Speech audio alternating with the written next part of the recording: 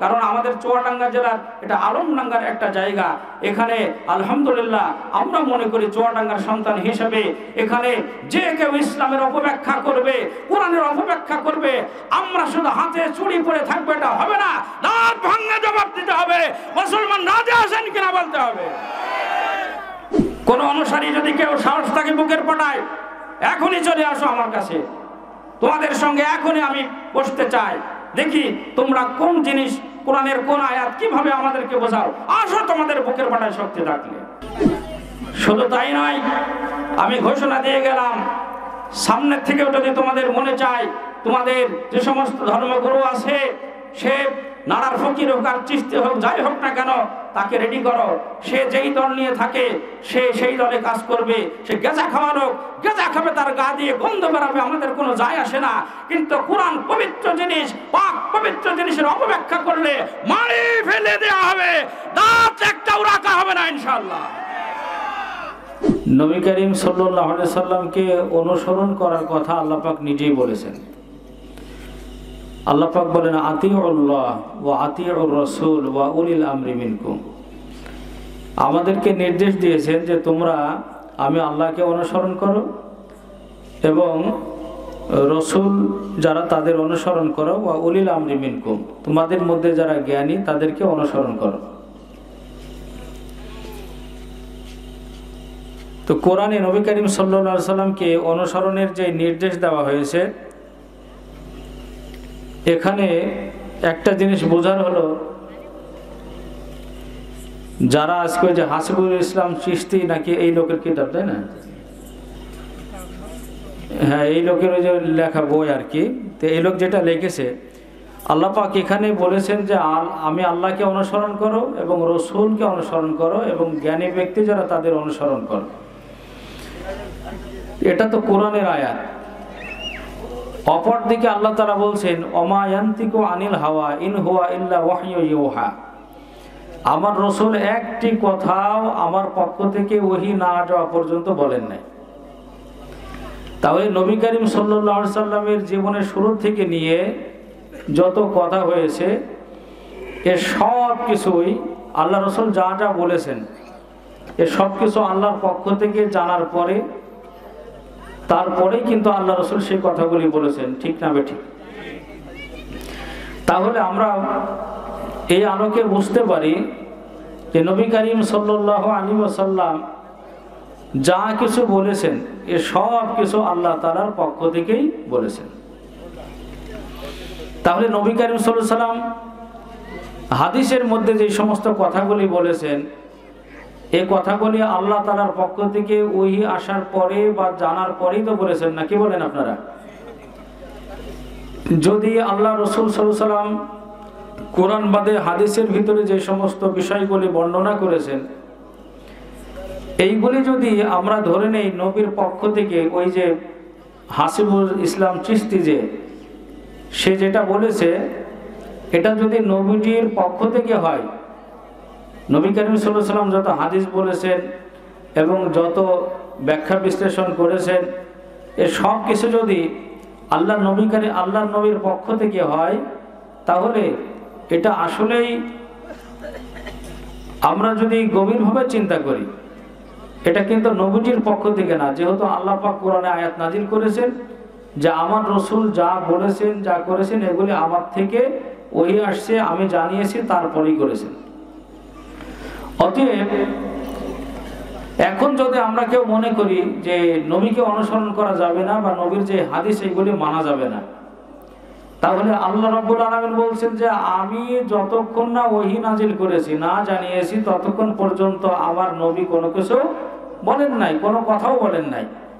তাহলে নবীজির কথা সেটা কোরআনের ভিতরে হোক, হাদিসের মধ্যে হোক, এগুলি সব আল্লাহ তাআলার পক্ষ থেকে আসছে, তারপরে তো আল্লাহ রসুল বলেছেন, না কি বলেন আপনারা? এবং আল্লাহ পাক নিজেই বলছেন যে এটা আমার থেকে ওহী যাওয়ার পরে আমার রসুল বলেছেন। তাহলে এখন আমরা কি আল্লাহ তাআলার কথা মানবো, নাকি এই যে একেবারে নিরক্ষর এবং মূর্খ এই যে হাসিবুল ইসলাম চিশতি এর কথা আমরা মানবো? কার কথা মানবো আমরা? এই অঞ্চলে যারা এই সমস্যাগুলি সৃষ্টি করছে, তাদেরকে পরিষ্কারভাবে চিহ্নিত করতে হবে। যারা ইসলাম নিয়ে সিনেমিনি খেলার চেষ্টা করছে, ইসলামের অপব্যাখ্যা যারা করছে, তাদেরকে চিহ্নিত করে, বিশেষ করে আমার সন্তান যদি করে থাকে, তাহলে আমার সন্তানকে চিহ্নিত করে তাকে এই রাস্তার থেকে ফেরানোর দায়িত্ব হচ্ছে আমি বাপের উপরে। কথা ঠিক না ঠিক জোরে বলে।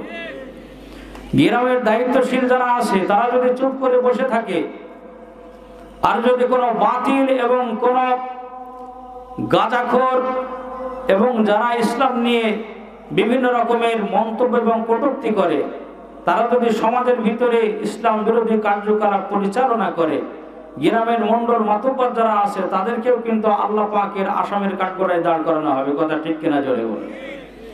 অনেকে আমরা আজকে প্রতিবাদ ভুলে গেছি বিধায় আমরা দেখতে পাচ্ছি প্রতিবাদ ভুলে যাওয়ার কারণে সমাজে আসলেই মুরব্বীদের কোনো সম্মান আর নেই, এবং বিশেষ করে বিশৃঙ্খলা যত রকমের সমস্যা সৃষ্টি হচ্ছে স্ব স্থান থেকে প্রতিবাদ না থাকার কারণে। আমি বলতে চাই, এখানে আমি দেখলাম যে উনি কিছু বিষয় লিখেছেন, যেই বিষয়গুলিতে যেমন আরবি অভিধান দিয়ে উনি আরবি যে ডিকশনারি আছে, আমাদের হাফিজুর রহমান সাহেব যেটা বললেন, আরও এক জায়গাতে আমি দেখলাম যে আরবি ডিকশনারি থেকে উনি একটা অর্থ নিয়েছেন। তা আরবি ডিকশনারি ওইটা কি কোরআন? হ্যাঁ, তা ওটা তো একটা মানুষের লেখা, না কি বলেন? কোরআন বুঝতে গিয়ে তুমি যখন আরবি ডিকশনারি থেকে তুমি অর্থ বোঝো আর সেখান থেকে শব্দ নাও, এত বড় বেয়াদব তুমি!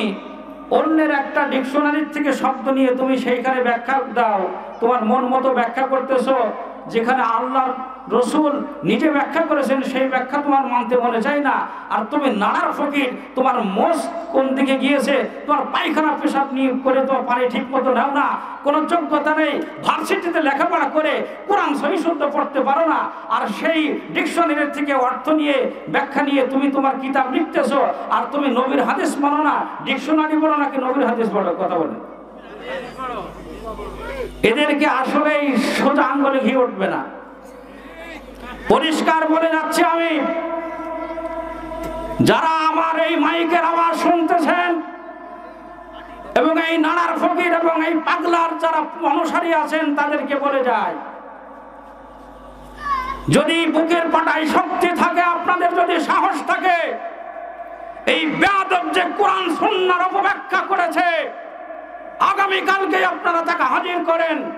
আমরা তার সঙ্গে বাহাস করে যদি জিততে না পারি, তাকে যদি বোঝাতে না পারি, আমরা তার দলভুক্ত হব। সে যদি বোঝাতে না পারে, আমাদের দলে তাকে আসতে হবেই হবে। কথা ঠিক না জোরে বলুন। এমনি কিন্তু আমরা ছেড়ে দেব না। এই বিষয়গুলি আসলেই আমরা দেখতে পাচ্ছি এক শ্রেণীর মানুষ এবং আমাদেরই সন্তান, আমাদের পরিবারের সন্তান হয়ে কেউ কারো চাচা, কারো সন্তান, কারো ভাই, আজকে তারা বিপদগামী হয়ে যাচ্ছে এই ধরনের জেনারেল শিক্ষিত ভার্সিটিতে লেখাপড়া করা কিছু মানুষের মাধ্যমে। কারণ জানেন আয়েশারা, আসলে আমাদের যে ছেলেগুলি, যেই নওজোয়ান যুবকগুলি আজকে তাদের ভক্ত হচ্ছে, অনুসারী হচ্ছে, এদেরকে আমি দোষ দিব না, দোষ দেব এই লম্পট বদমাইশের। কি জন্য?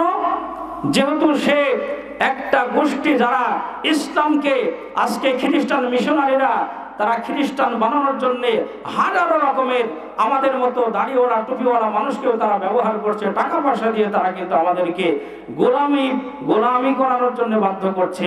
এবং আমাদের মতো চেহারা সুরত নিয়েও অনেক মানুষ দেখা যায় তারা খ্রিস্টান বানানোর কাজে, খ্রিস্টান মিশনারির কাজে তারা ব্যস্ত আছে। কথা ঠিক কিনা জোরে বলে। কাদিয়ানি যারা করে, নবীকে শেষ নবী মানে না, এরাও কিন্তু আমাদের মতো দাড়ি টুপি নিয়ে তারা কাজ করে, তারাও ভালো ভালো কথা বলে, কোরআন থেকে তারা বলার চেষ্টা করে, কিন্তু ব্যাখ্যাটা হয় অপব্যাখ্যা, সঠিক ব্যাখ্যা তারা করে না। আমাদের নওজোয়ান যুবকরা, আমাদের সন্তান আজকে যারা এই ধরনের পাগলাদের অনুসারী হয়ে যাচ্ছে, আসলেই এদের দোষ আমি দিব না, এদের কোনো দোষ নেই। দোষ হলো আমাদের উলামায়ে কেরামের। আমরা তাদের কাছে আসতে পারিনি, আমরা তাদেরকে বোঝাতে পারিনি। যখন আমরা জানতে পেরেছি, এই জন্য তাদেরকে বোঝানোর জন্য আমরা আসছি। এবং এইটা পরিষ্কার আমাদের নওজোয়ান যুবকরা, আমাদের সন্তানরা জানে না যে আসলে এই পাগলা ওই ইংরেজ বা যারা ইসলাম বিরোধী শক্তি তাদের টাকা পয়সা খেয়ে ইসলামের ভিতরে বিভিন্ন ধরনের অপব্যাখ্যা সৃষ্টি করে, কোরআন সুন্নাহর অপব্যাখ্যা সৃষ্টি করে আমাদের সন্তানদেরকে জাহান্নামে নিয়ে যেতে চায়। এটা আমরা হতে দেব না। এ যখন এই গ্রামে পা দেবে বা আশপাশে দেখতে পাবেন, একে আপনারা বান্ধে রাখবেন, তারপরে প্রশাসন নিয়ে আমি আসবেন ইনশাআল্লাহ। আমি আইন শৃঙ্খলা কমিটির একজন সদস্য। আমি তো মনে করছি যে আগামী মাসে যখন 12 তারিখ বা 15 তারিখে আমার মিটিং হবে, চুয়াডাঙ্গা জেলাতে 41 জন লোক আছে, গোটা চুয়াডাঙ্গা জেলার ভিতরে 41 জন লোক আছে। আর্মিদের ভিতরে যে সব থেকে প্রধান, তাকে এই আইন শৃঙ্খলা কমিটির একটা দায়িত্ব দেওয়া আছে, সেও সদস্য। যে বিডিআরদের প্রধান, তাকে একটা আসন দেওয়া আছে। এভাবে যে ডাক্তারদের প্রধান, সিভিল সার্জন, তার জন্য একটা আসন আছে। এভাবে ওলামায়ে কেরামের পক্ষ থেকে, ইমাম সাহেবানদের পক্ষ থেকে আলহামদুলিল্লাহ এই নগণ্যের নাম আইন শৃঙ্খলা কমিটিতে আছে। আমি গতকালকেও এই মিটিংয়ে আমি অংশগ্রহণ করেছি। তো মেহেরবানি করে আপনাদেরকে বলতে চাই, ডিসি সাহেবের সঙ্গে আমার সবসময় কথা হয়। যারা এই অনুসারী হয়েছেন আমাদের যুবক ছেলেরা অথবা আমাদের কলিজার টুকরা সন্তানরা, তোমাদেরকে পরিষ্কারভাবে আমি বলতে চাচ্ছি যে আসলে তোমরা হকের উপরে আসো নাকি আমরা হকের উপরে আসি, এর ফয়সালা হবে প্রয়োজনে ডিসি সাহেবের সম্মেলন কক্ষে তোমরা প্রস্তুত থাকো। তোমরা যদি চাও সেখানেই ফয়সালা হবে ইনশাআল্লাহ। কি বলেন আপনারা?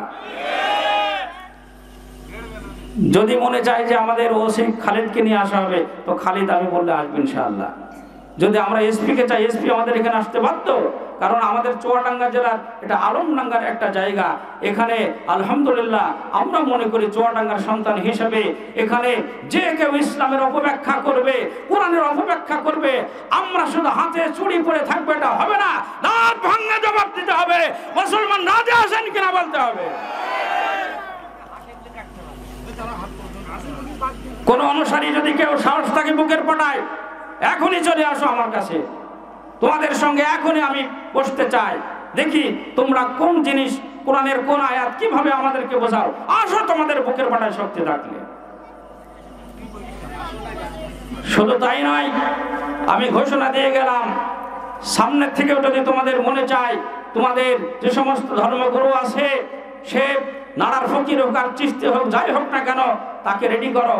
সে যেই দল নিয়ে থাকে সে সেই দলে কাজ করবে। সে গেঁজা খাওয়া লোক, গেঁজা খাবে, তার গা দিয়ে গন্ধ বেরাবে, আমাদের কোনো যায় আসে না।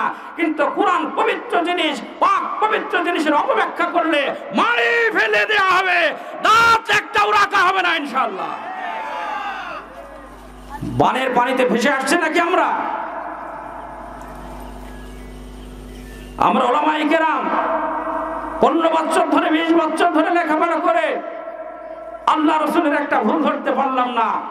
আর তোমার আত্মবড় সাহস, তুমি আল্লাহ রসুলের ভুল ধরবে, নবী করিম সাল্লাল্লাহু আলাইহি সাল্লামকে নিয়ে যারা কটূক্তি করবে, ইনশাআল্লাহ চুয়াডাঙ্গা জেলা উলামা পরিষদ দাঁত ভাঙা জবাব দিবে। প্রয়োজন হলে পারে তাদের সঙ্গে মামলা মোকদ্দমা করে আমরা তাদেরকে শায়েস্তা করব ইনশাআল্লাহ। খুব হুঁশিয়ার হয়ে যাও।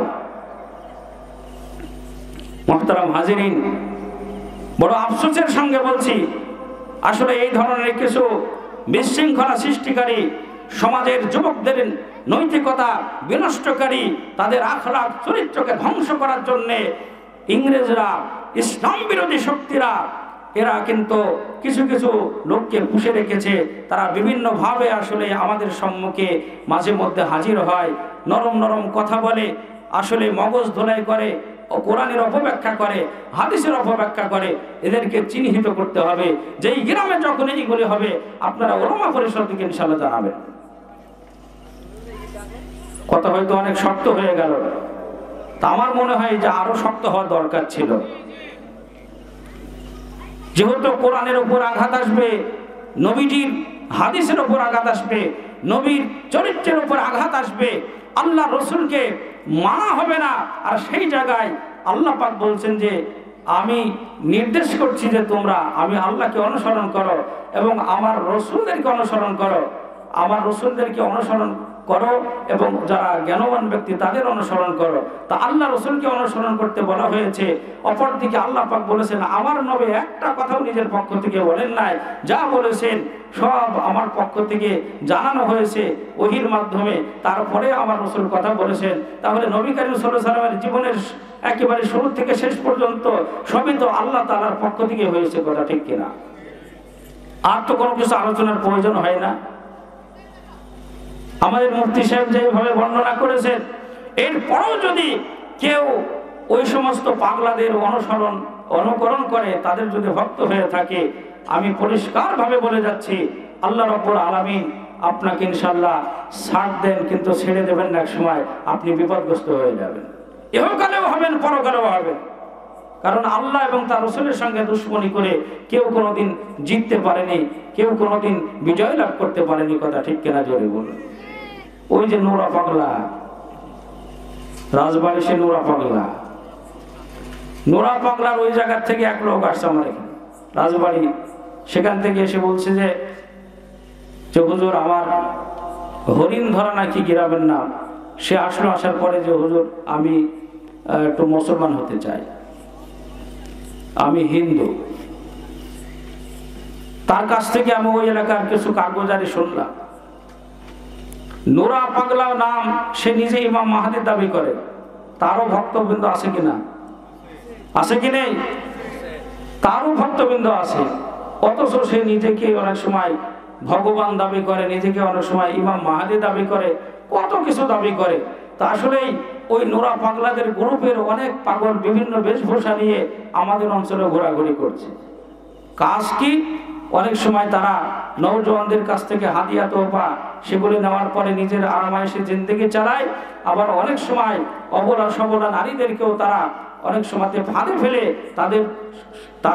ফাঁদে ফেলে তাদেরকেও তারা অনেক সময় বিভিন্নভাবে কৌশলে দেখা যায় যে তাদের সঙ্গে মিশে তারা চলতে চায়, তাদের যে স্বার্থ সেখান থেকে তারা সেই স্বার্থ হাসিল করতে চায়। ফকির যারা দেখবেন তাদের কি অবস্থা, বলে যে আল্লাহ পাকের নূর আমরা সচক্ষে দেখি।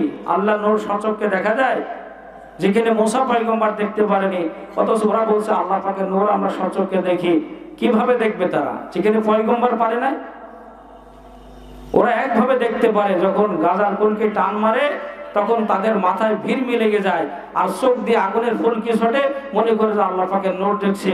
ও পাগলা আসলে বোঝে না যে আসলে কোন নূর দেখল। মুহতারাম হাজিরিন, এজন্য আমাদের সচেতন থাকতে হবে। একজন মুসলমানও যাতে কোরআন সুন্নাত থেকে দূরে সরে না যায়, সেটা প্রত্যেকটা গ্রামের যারা দায়িত্বশীল তাদের কর্তব্য এবং তাদের চেষ্টা করতে হবে, এটা তাদের দায়িত্ব। আমাদের যুবকরা বিভিন্নভাবে আজকে বিপদগামী হয়ে যাচ্ছে, আর আমরা চুপচাপ বসে থাকবো না। আপনারাও একটা প্রতিজ্ঞা করেন, দৃঢ়পণ করেন, এ ধরনের যারা বিশৃঙ্খলা সমাজের সৃষ্টি করবে, কোরআন সুন্নাহকে নিয়ে অপব্যাখ্যা করবে, আল্লাহ রসুলকে নিয়ে যারা কটূক্তি করবে, আমরা তাদেরকে কোনো সময় ছাড় দেব না। ইনশাআল্লাহ আপনারা রাজি আছেন তো? তার অর্থ এই না যে আপনারা তাদেরকে একবার মারি বাড়ি ফেলবেন, এরকম কিন্তু না। ডাক দেবেন, বোঝাবেন, একদিন, 2 দিন, 3 দিন, না হলে ওলামায়ে কেরামকে জানাবেন এবং তাদেরকে বলবেন, বাধ্য করবেন যে তুমি যেহেতু এটা প্রচার করছো, এটা সঠিক না সঠিক তার আগে ফয়সালা হতে হবে কোরআন সুন্নাহ থেকে। আমাদেরকে বলবেন, আমরা ইনশাআল্লাহ ইন্তজাম করব, ব্যবস্থা করব। তা না হলে তোমার কথা তুমি প্রচার করতে পারবে না। কোরআনের অপব্যাখ্যা করে, নবীজিকে খাটো করে তুমি তোমার যেই ধর্ম বা তোমার যে কর্ম সেগুলো তুমি করে যাবে, প্রসার করবে, এটা আমরা হতে দেব না। আমরা আগে ফয়সালা করতে চাই এটা আসলে কোরআন সুন্নাহ সম্মত কিনা, এবং উলামায়ে কেরাম থেকে আমরা জানতে চাই। আল্লাহ তাবারক ওয়া তাআলা আমাদের সকলকে সহিহ বুঝ দান করে, সকলে বলুন আমিন। আমি আরেকবারও বলছি, আসলে আমাদের যে সন্তানরা, নওজোয়ান যুবকরা আসলে এর মধ্যে এই ফাঁদে পড়ে গেছে, তারা কিন্তু আসলেই দোষ তাদের না, দোষ হলো আমাদেরই। তো আমরা জানতে পেরে ছুটে আসছি, এই পরিবেশ তৈরি করেছি, আলহামদুলিল্লাহ। সামনের থেকে আমি মনে করি একটা ছেলেও আজকে যারা শুনেছে, একমাত্র যদি দুনিয়া বা স্বার্থ অন্বেষী না হয়, তারা আর কোনোদিন এই সমস্ত পাগলাদের কথায় কোনোদিন সাই দিবে না, পাগলাদের আহ্বানে তারা কোনোদিন সাড়া দিবে না। কথা ঠিক না ঠিক জোরে বলো। এর থেকে আর স্পষ্ট করে কি বলা যায়? তারপরেও ওপেন আবার বলে যাচ্ছি, যদি কোনো রকমের সন্দেহ হয় আমরা যা বলেছি, তাহলে প্রমাণ করার জন্যে যেই পাগলা এই ধরনের ভুল ভুল কিতাব লিখেছে, নিজের মন গড়া একটা ব্যাখ্যা দিয়েছে, অথচ আল্লাহ রসুলের ব্যাখ্যা মানে না, সে নিজের ব্যাখ্যাটা বেশি ভালো করে দিয়েছে এই জায়গাতে। সে যদি এরকম প্রচার করে, তাকে আপনারা যারা অনুসারী আছেন, 50 জন থাকলে 50 জন, 10 জন থাকলে 10 জন, 5 জন থাকলে 5 জন, কালকে ফোন লাগান যে তোমাকে আসতেই হবে, তুমি যে ধর্ম বা তোমার যে মতামত তুমি প্রচার করছো, তোমার এই কার্যক্রম যেটা তুমি পরিচালনা করছো, এটা আসলেই সুস্পষ্ট ফয়সালা হতে হবে উলামায়ে কেরামের সম্মুখে। তা না হলে আজকে আমাদের নওজোয়ান যারা তাদের অনুসারী হয়েছে, তাদেরকে বলে গেলাম তোমরা তাদেরকে হাজির করো, যদি সে না আসে তাহলে তার বিরুদ্ধে তোমরা অ্যাকশনে যাও। আল্লাহ তাবারাক ওয়া তাআলা সকলকে যেন হেদায়েত দান করে, বলুন আমিন। আল্লাহ রাব্বুল ইজ্জত ওয়াল জালাল কোরআন এবং সুন্নাহর সহিহ বোঝার সমঝ আমাদের সকলকে দান করুন, আমিন।